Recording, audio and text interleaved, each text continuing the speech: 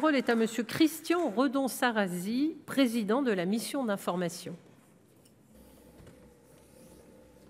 Madame la présidente, monsieur le ministre, madame le rapporteur, mesdames et messieurs les sénateurs, au moment de conclure ces débats, je souhaite insister sur le fait que cette mission d'information, qui s'est penchée sur un sujet qui nous préoccupe tous, quelle que soit notre nature politique et notre couleur politique, à savoir donc comment et à quelles conditions l'innovation peut-elle nous permettre de reconquérir notre souveraineté industrielle et comment peut-elle nous permettre de créer et de maintenir des emplois pérennes dans nos territoires. Cet après-midi, le crédit impôt recherche a été au cœur des débats. Mais faut-il maintenir une ronde de situation que nous avons dénoncée et qui fait l'objet de critiques régulières dans de nombreuses études économiques? Je rappelle que les modifications que nous proposons ne font que corriger à la marge certains abus sans porter atteinte au cœur du dispositif. Le crédit impôt recherche français restera le dispositif fiscal le plus généreux parmi l'ensemble des pays de l'OCDE pour favoriser la recherche et le développement. Au contraire, il sera même plus généreux puisque l'actuel taux de 30% sera augmenté à due concurrence des économies réalisées en supprimant le taux de 5% au-delà des 100 millions de dépenses de R&D et en calculant le plafond du crédit impôt recherche au niveau de la holding de tête pour les groupes qui pratiquent l'intégration fiscale.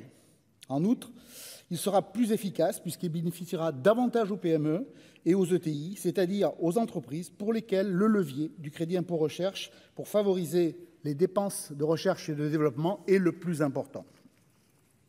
Quant à l'argument de stabilité fiscale qui a été évoqué, je pense qu'il ne tient pas davantage. Non seulement, comme le rapporteur l'a souligné et comme certains collègues l'ont rappelé, le contexte fiscal des entreprises a changé. Mais en outre, ce dispositif du CIR n'a pas évolué depuis 14 ans. Le temps d'une évolution est donc venu, d'autant que les études économétriques démontrent qu'une révision, même marginale, du crédit impôt recherche s'impose pour garantir l'efficacité de la dépense publique.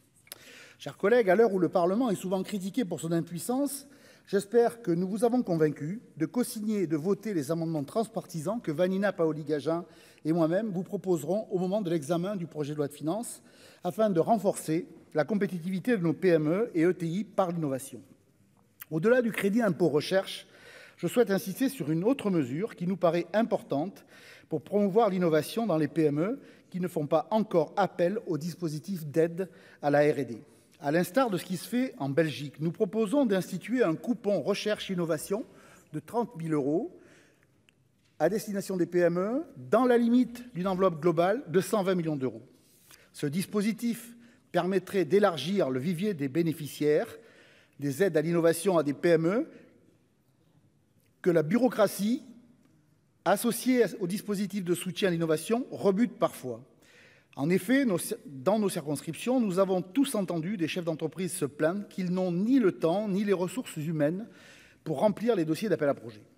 Au cours de nos auditions, nous avons constaté que c'était souvent les mêmes entreprises qui bénéficiaient d'une année sur l'autre des aides publiques, notamment parce qu'elles pouvaient s'appuyer sur des services juridiques et une expertise donc pour remplir ce type de dossier. Nous avons également été choqués d'entendre que 15% du montant des appels à projets servirait en réalité à financer des cabinets de conseil chargés de monter les dossiers. Ce coupon recherche-innovation vise donc à rétablir une certaine égalité devant les aides publiques en permettant aux PME de se lancer dans un processus d'innovation indispensable pour leur compétitivité future et donc pour leur pérennité, mais en veillant toutefois à un dispositif qui ne sera pas trop complexe afin de simplifier sa mise en œuvre.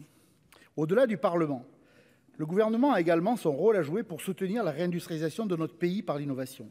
D'abord, il doit mobiliser la commande publique au service des entreprises industrielles innovantes.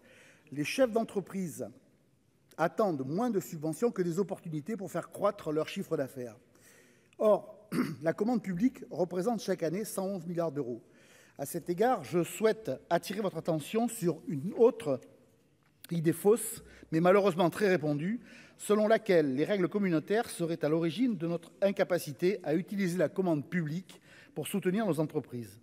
En réalité, nous nous mettons nous-mêmes des bâtons dans les roues à travers une conception rigide et peureuse des règles des marchés publics. Enfin, le gouvernement doit renforcer toutes les initiatives de facilitation des démarches administratives et de raccourcissement des délais afin d'aligner un temps administratif sur un temps économique. En conclusion, si les défis sont grands, je suis, comme Madame le rapporteur, optimiste. La France dispose des atouts nécessaires pour faire partie des grandes nations innovantes. Le débat aujourd'hui a montré une réelle prise de conscience, aussi bien de la part du Parlement que du gouvernement. Désormais, il nous faut agir collectivement pour améliorer l'efficacité des dépenses publiques consacrées à l'innovation et surtout de les mettre au service de la réindustrialisation de nos territoires, de tous nos territoires. Et si vous me permettez quelques secondes, Madame la Présidente, je profiterai de ma présence à la tribune pour remercier donc l'équipe des administrateurs sous la houlette de Sandrine von Kampenhausen, qui nous a accompagnés tout au long de ces nombreuses et longues auditions. Et bien sûr remercier aussi Vanina Paoli-Gagin à l'initiative avec son groupe de ce débat et dont l'expertise n'a d'égal que l'engagement sur le sujet. On a pu le mesurer tout au long des auditions et je ne doute pas qu'elle continuera à mener le combat et nous continuerons à mener le combat qui a été le nôtre durant ces 6 mois, même 9 mois de travail. Merci beaucoup. Merci, Monsieur le Président. Je vais suspendre la séance pour quelques instants afin de permettre à chacun de s'installer pour le prochain point à l'ordre du jour. La séance est suspendue.